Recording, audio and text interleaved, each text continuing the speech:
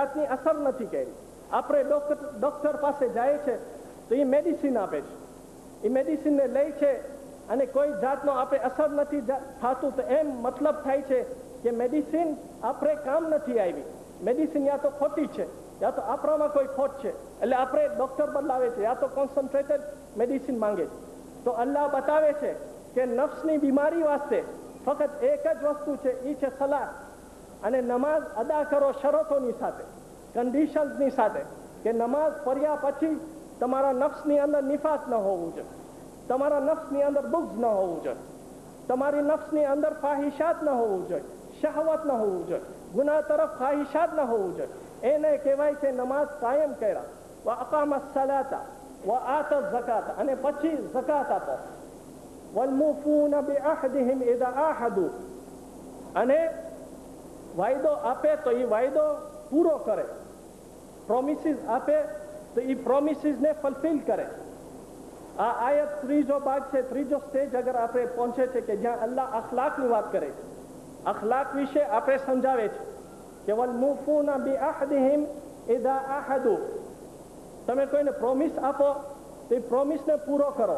મુફસ્સિરીનનો કહેવાનો છે કે આનો મતલબ એ થાય છે કે જે આમ પ્રોમિસીસ છે આપણી, એનો એ મતલબ થાય છે, એનો બીજો મતલબ એ થાય છે કે જે ઓથ ઓફ એલિજન્સ છે, અલ્લાહ સાથે જે આપણે વાયદો કર્યા છે, આપણે લા ઇલાહા ઇલ્લલ્લાહ કહીને જે વાયદો કર્યા છે, અલ્લાહના જેટલા હુકમ છે, જેટલા લોઝ છે, એ લોઝ ઉપર ચાલવાની કોશિશ કરે. એમ નહીં કે એ વખત આવે તો આપણે આપણી ઇસ્લામિક વેલ્યુઝ વેચી નાખીએ. થોડા દિવસો પહેલા, થોડા મહિના પહેલા આપણે જોયા કે ઝિમ્બાબ્વેની અંદર ઇરાનિયન પ્રેસિડન્ટ સૈયદ આલે ખમેની આવ્યા હતા, અને અમુક ઓરતો ત્યાં જઈને તેઓને હાથ આપ્યા. તો સૈયદ આલે ખમેનીની એટલી હિંમત હતી કે આખો દુનિયાનો પ્રોટોકોલ હતો એ તોડ્યા, અને ઓલી ઓરતને ઇનકાર કર્યા કે હું તને હાથ નહીં આપું. તો ઝિમ્બાબ્વેની અંદર ચર્ચા થઈ ગઈ, અને આખા દુનિયાની અંદર ચર્ચા થઈ ગઈ કે સૈયદ આલે ખમેની ઉપર કેસ કરો, કારણ કે પ્રોટોકોલ તોડ્યો છે. પ્રોટોકોલ કોણ બનાવ્યો છે? પ્રોટોકોલ જે છે એ કોણ બનાવ્યો છે? સૂરતુલ બકરામાં તમને મળશે, અને એ પ્રોફેસી અલ્લાહ કર્યો છે. જે પ્રોફેસી છે એ પ્રોફેસી સાચી થાય છે કે વલન તરઝા અનકલ યહૂદુ વલા નસારા હત્તા તત્તબિયા મિલ્લતહુમ, કે યહૂદીઓ અને નસારા, જ્યુઝ અને ક્રિશ્ચન તમારાથી કદી બી ખુશ નહીં થાય સિવાય કે તમે એ લોકોના વેઝ અપનાવો, સિવાય કે તમે એ લોકોની તાબેદારી કરો. આપણે જોઈ છે આજે રુશ્દીનો ફતવા જોયો, રુશ્દીને આ દિવસ સુધી એ લોકો પ્રોટેક્ટ કર્યા છે. આપણે જોયા કે સૌદીની અંદર કેવી રીતના આપણે નચાવે છે, મુસલમાનોને કેવી રીતના નચાવે છે, કે એક તરફ મુસલમાનોનો દેશ છે પાકિસ્તાન જેવો દેશ, જેનો જોક થઈ ચૂક્યો છે કે આખી દુનિયાની અંદર. સાઉથ આફ્રિકા છે કે ન્યુક્લિયર વેપન્સ એક્વાયર કર્યો છે, ન્યુક્લિયર આર્મમેન્ટ એક્વાયર કર્યો છે. બધી સ્કેન્ડિનેવિયન કન્ટ્રીઝ છે એ લોકો ન્યુક્લિયર આર્મમેન્ટ એક્વાયર કર્યા છે. અમેરિકન્સ ન્યુક્લિયર આર્મમેન્ટ એક્વાયર કર્યા છે, એ લોકો પાસે ન્યુક્લિયર આર્મમેન્ટ છે. આપણે જોઈ છે કે આખા દુનિયાના ખૂણા ખૂણામાં જ્યાં તેઓની હુકુમત છે ત્યાં ન્યુક્લિયર આર્મમેન્ટ તેઓ એક્વાયર કર્યા છે. છેવટ ઇઝરાયલ એક્વાયર કરી છે. ઇઝરાયલ પાસે ન્યુક્લિયર ટેકનોલોજી છે, મૂકી દો. એ પાકિસ્તાનનો નેબર ઇન્ડિયા પાસે ન્યુક્લિયર આર્મમેન્ટ છે, ન્યુક્લિયર ટેકનોલોજી છે, અને એટમ બોમ્બ છે. પણ જ્યારે પાકિસ્તાનની ખબર પડી કે તેઓના પાસે ઇસ્લામિક એટમિક બોમ્બ છે તો શું કર્યા?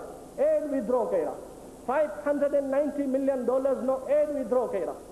એ બતાવી આપે છે કે વલન તરઝા અનકલ યહૂદુ વલા નસારા હત્તા તત્તબિયા મિલ્લતહુમ, કે યહૂદીઓ અને ક્રિશ્ચન તમારા કદી બી દોસ્ત નહીં બને સિવાય કે તમે જઈને એ લોકોના બનો, એ લોકો જેવા બનો. આપણે જોઈ છે આપણા સ્કૂલોની અંદર, અનીજ મુંબાસાની અંદર, કે સિંગાઓને રજા છે પાઘડી પહેરવાની સ્કૂલની અંદર, પણ આપણી સ્ત્રીઓ, આપણી બહેનો મુસલમાનોની જ્યારે સ્કૂલની અંદર આવે છે તો તેઓને કહેવામાં આવે છે આ સ્કાર્ફ ઉતારી લાવ. આ ટ્રેડિશન છે, એ ટ્રેડિશન સ્કૂલની અંદર અમને ખપતું નથી. પ્રૂફ કરે છે આ આયત.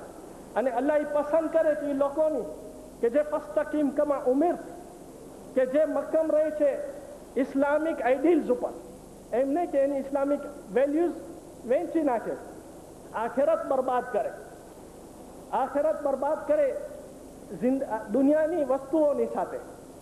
તો વલમૂફૂના બિઅહદિહિમ ઇઝા અહદુ વસ્સાબિરીના ફિલ બઅસાઈ વદ્દરાઈ વહીનલ બાસ, અને સબર કરે તંગી હાલતની અંદર, during the days of poverty, સહનશીલતા રાખે, ધીરજ ધરાવે.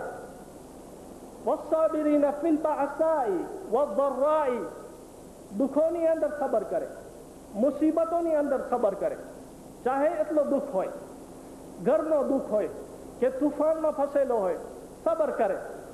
વસ્સાબિરીના ફિલ બઅસાઈ વદ્દરાઈ વહીનલ બાસ, અને હક અને બાતિલની લડાઈના વખતે એ સબર કરે. એક દિવસે નબી અલ્લાહ ઇબ્રાહિમ શામથી વાપસ આવ્યા મક્કા તરફ, અને તેઓ ઈરાદો કર્યા કે તેઓને જે ફરઝંદ નબી ઇસ્માઇલ છે તેઓની ઘરે જાય. કેટલા મહિના પછી પાછા આવ્યા અને દરવાજો ખખડાવ્યા નબી ઇસ્માઇલનો.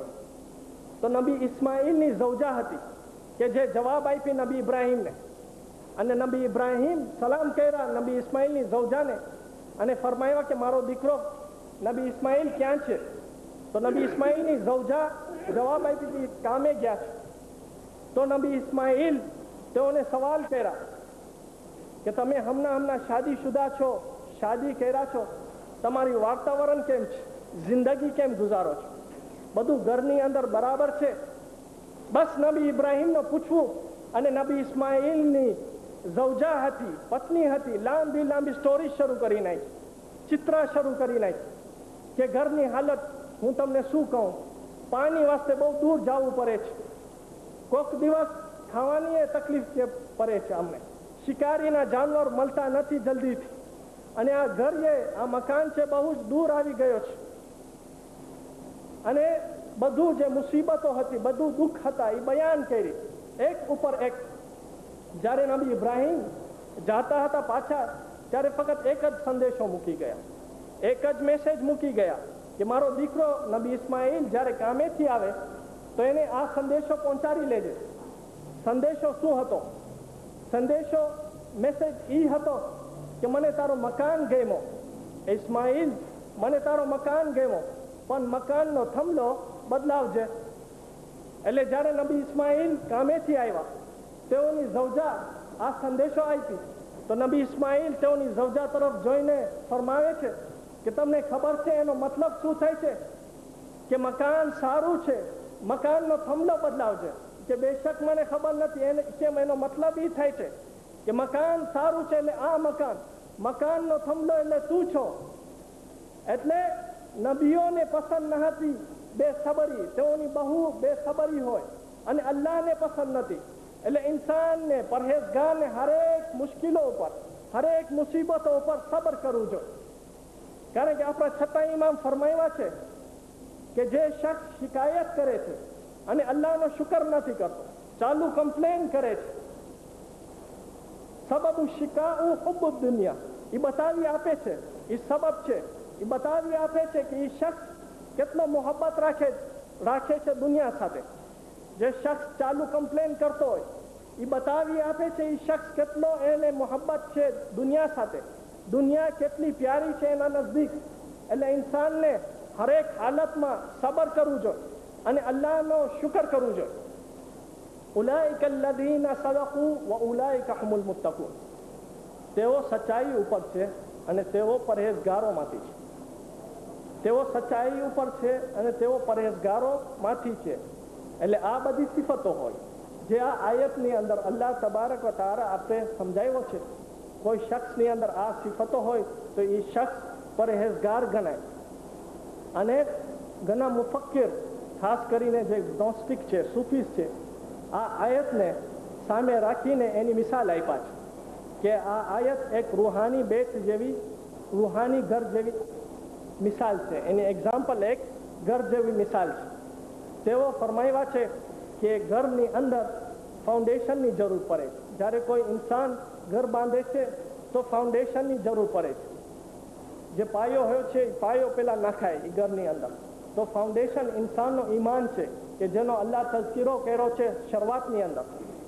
પછી ફાઉન્ડેશન પછી સાઈડના વોલ્સ આવે છે, દીવારો આવે છે. તો પરહેજગારોની દીવારો વોલ્સ એના અમલ છે, એના કાર્ય છે.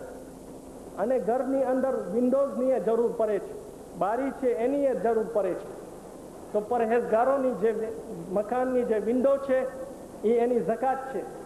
અને ઘરમાં આવવા જવાના વાસ્તે દરવાજોની જરૂર પડે છે, તો એનો દરવાજો એની નમાઝ છે. અને અંતમાં ઘર વાસ્તે રૂફની જરૂર પડે છે, છતની જરૂર પડે છે. તો પરહેજગારનો રૂહાની બૈત છે, એ રૂહાની બૈતનો રૂફ એના અખલાક છે, એના મોરલ વેલ્યુઝ છે. એટલે ઇન્સાન ચાહે છે કે દુનિયાની અંદર એ રૂહાની બૈત બનાવે, કારણ કે આખિરતની અંદર જે મહલ અલ્લાહ એને પ્રોમિસ કર્યો છે જન્નતની અંદર, એનાથી બહેતર મહલ એને નસીબ થાય. અને અલ્લાહ તબારક વ તઆલા પાસેથી આપણે દુઆ કરે કે આપણા ગુનાહ માફ કરી લે, અને જે બૈત એ પ્રોમિસ કર્યો છે આખિરતની અંદર, આપણે બધાને એ બૈત નસીબ થાય. વસ્સલામુ અલૈકુમ વરહમતુલ્લાહિ વબરકાતુહુ.